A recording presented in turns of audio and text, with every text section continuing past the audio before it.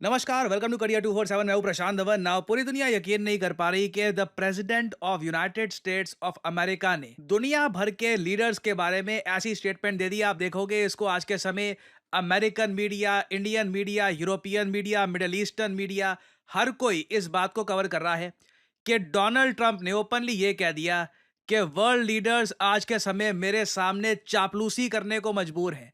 जो इन्होंने शब्द वैसे यूज किए हैं अंग्रेजी भाषा में, ये बहुत ज़रा खराब है। ऑब्वियसली मैं ये शब्द बोल सकता हूँ, बट मैं प्रेफर करूंगा ऐसे शब्द ना बोलना। बट एक बात यहाँ पर क्लियर हो जाती है कि डोनाल्ड ट्रंप के सर पे अहंकार सवार हो चुका है। देखिए, दुनिया भर के देशों पे टैरिफ लगाना एक बात होती है, फिर अपने देश के लोगों के सामने ये बोलना कि वर्ल्ड लीडर्स ध्यान दीजिएगा।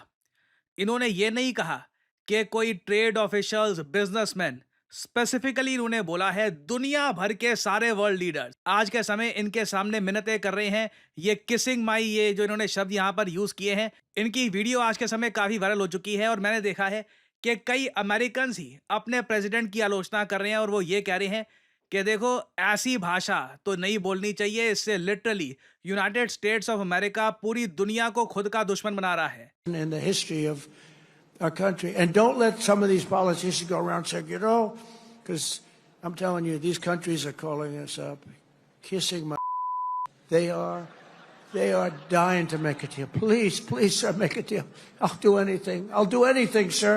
ना आप एक यहाँ पर बात नोट करना, ट्रंप ने इस वीडियो में ना एक मजाक भी उड़ाया है कि किस टाइप के फोन कॉल इनको आज के समय आ रहे हैं कि please sir make a deal, I will do anything sir. ये प्राइमरली वैसे यहाँ पर मजाक उड़ा रहे हैं यूरोपियन यूनियन का, क्योंकि रिसेंटली यूरोपियन यूनियन ने एक प्रस्ताव दिया यूएसए को कि zero for zero tariff proposal लगते हैं। टैरिफ आप भी सब खत्म कर दो, हम भी खत्म कर देंगे।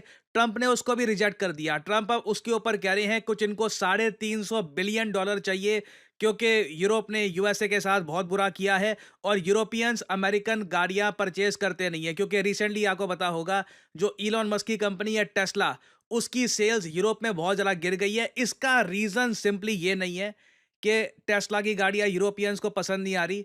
जो डोनाल्ड ट्रंप की नीतियां हैं यूक्रेन को लेकर और जिस तरीके से इलॉन मस्क सपोर्ट करते हैं डोनाल्ड ट्रंप को, इसके पॉलिटिकल इंप्लीकेशंस भी हैं। यूरोपियंस इंटेंशनली आज के समय इलॉन मस्क की जो गाड़ियां हैं, टेस्ला की गाड़ियां, वो परचेज नहीं कर रहे और इसके रिस्पॉन्स में आपने एक बात नोट करी होगी। देखिए, इन दी एंड मैं आपको ये बता दूं, इलॉन मस्क के लिए सबसे इंपॉर्टेंट यूएसए का भला नहीं है, सबसे इंपॉर्टेंट इलॉन मस्क के लिए है उनकी कंपनीज का प्रॉफिट। तो जब इलॉन मस्क ने देखा कि यूरोप में मामला खराब हो रहा है, ऑस्ट्रेलिया में मामला खराब हो रहा है, इनकी गाड़ियां बिक नहीं रही, इलॉन मस्क ने भी धीरे धीरे दूरियां बनानी स्टार्ट कर दी है डोनाल्ड ट्रंप के साथ। और मैं सरप्राइज नहीं होऊंगा, आज से 1 या 2 साल, परहैप्स उससे भी पहले, डोनाल्ड ट्रंप और इलॉन मस्क लड़ पड़े। लिटरली मतलब एक दूसरे के अगेंस्ट आर्ग्यूमेंट शुरू हो जाए कि मेरा आइडिया ये था, इसने मेरा ये आइडिया नहीं सुना, हम जीत जाते, सब कुछ ठीक हो जाता, अगर ये मेरी बात मान जाता। It can very much happen, क्योंकि ऑलरेडी संकेत मिल रहे हैं।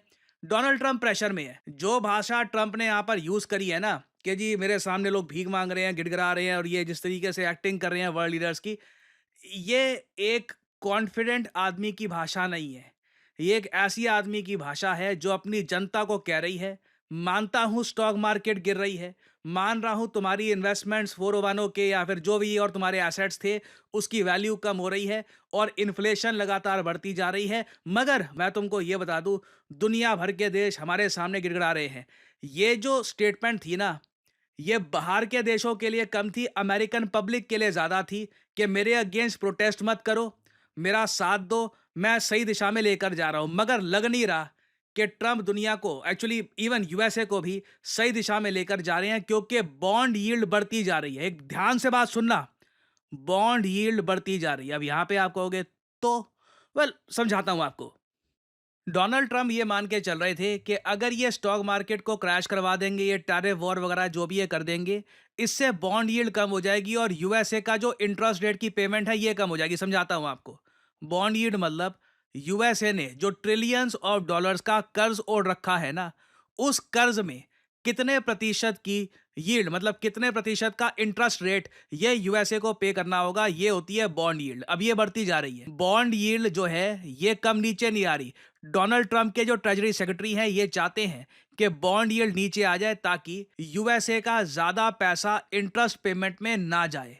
मगर ये लगातार बढ़ती जा रही है। साथ ही साथ मॉर्गन स्टैनली ने रिसेंटली ये भी कह दिया है कि यूएसए का फेडरल रिजर्व लगता नहीं है कि रेट कट करने वाला है, क्योंकि इन्फ्लेशन काबू में आ नहीं रही।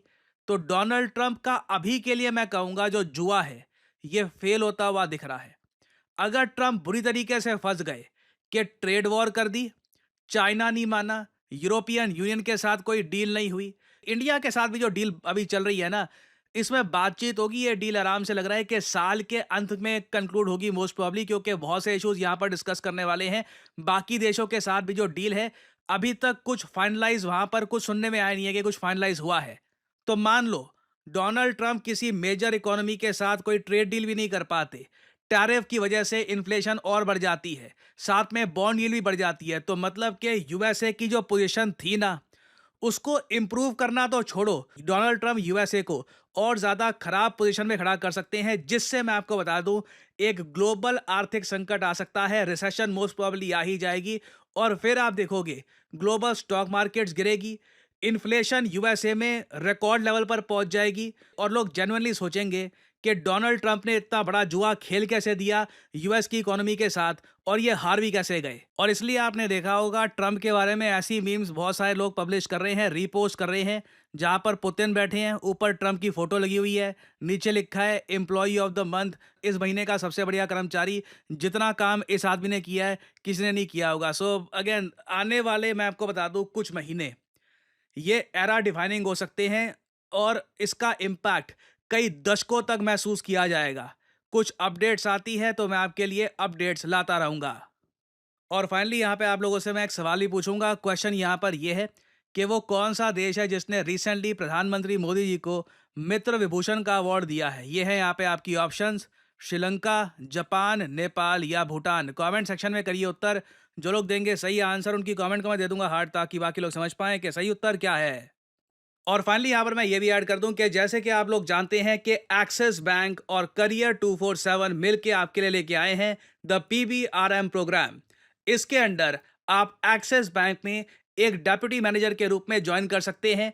आपकी सैलरी होगी पर एनम 6.3 लाख रुपीस, और साथ में जो आपके अलग से इंसेंटिव होंगे उससे आप और ज़्यादा कमाएंगे। तो आपको करना सिंपली यहाँ पर क्या है, आप जो ये वीडियो अभी देख रहे हैं इसके नीचे यहाँ पर जाओगे, आपको कमेंट में, पिन कमेंट में लिंक मिल जाएगा, boost your career in the banking sector. ये यहाँ पे लिंक होगा, इस लिंक पर करिए क्लिक, और फिर आपके सामने ये खुल जाएगा। यहाँ पर अपना मोबाइल नंबर यहाँ पे आप डाल सकते हैं, और आपको यहाँ पे रजिस्टर करना है, और उसके बाद जो भी यहाँ पे फॉर्म है ये पूरा भर दीजिएगा। उसके बाद देखिए प्रोसेस क्या होगा, ये मैं आपको समझा देता हूँ। पहले तो देखिए आप एप्लीकेशन अपनी फिल करोगे, हाँ इसकी जो एलिजिबिलिटी है ये समझ लीजिए, 21 से लेकर 28 साल के अगर आप हैं तो ही आप यहाँ पे एलिजिबल हैं। कई लोग हैं जो इससे यंग होते हैं, ओल्डर होते हैं, वो भी फॉर्म भर देते हैं। प्लीज मत भरिएगा, बिना बात पे आपका भी टाइम यहाँ पर स्पेंड होगा। अगर आप एलिजिबल हैं तभी फॉर्म भरिएगा। और साथ ही साथ एक रिक्वायरमेंट है, आपके पास वर्क एक्सपीरियंस होना चाहिए। आई एम सॉरी, एक रिक्वायरमेंट है, आपको 6 महीने का कहीं भी किसी भी सेक्टर में वर्क एक्सपीरियंस रिटर्न फॉर्म में आपको दिखाना है। ऐसा नहीं कि वर्बली कि हाँ मैंने वहाँ पे काम किया था, आपके पास प्रॉपर प्रूफ होना चाहिए कि आपने 6 महीने कहीं पे काम किया है। मुझे पता है आप में से कई लोग कहते हैं कि सर बिना वर्क एक्सपीरियंस वाला लेके आइए। देखिए हम लोग कोशिश कर रहे हैं, करियर 247 में हम लोग पूरा प्रयास करेंगे कई बैंक्स के साथ पार्टनरशिप करके ना इसी तरीके के प्रोग्राम्स आपके लिए लेके आए। कई बड़े बैंक्स हैं भारत में, फेडरल बैंक, आईसीआईसीआई बैंक, कोशिश करेंगे लेके आए। हर बैंक की अपनी रिक्वायरमेंट्स होती है, तो हमें उसके हिसाब से चलना पड़ेगा, ठीक है। तो अगर आप एलिजिबल हैं तभी ये फॉर्म प्लीज फिल करिएगा। आपकी करियर 247 के काउंसलर से बात होगी, आपको एक इनिशियल पेमेंट करनी होगी 300 रुपए की। उसके बाद आपका टेस्ट लिया जाएगा, मैथ, रीजनिंग, इंग्लिश कम्युनिकेशन, ये सब चीजें आपकी टेस्ट की जाएगी। टेस्ट जनरली काफी इजी रहता है। उसके बाद देखिए करियर 247 जब चेक कर लेगा कि आप एलिजिबल हो, उसके बाद आपका एक सेकेंड इंटरव्यू राउंड होगा जो कंडक्ट करेगा एक्सिस बैंक, और फिर final offer letter Axis bank द्वारा आपको सेंड किया जाएगा।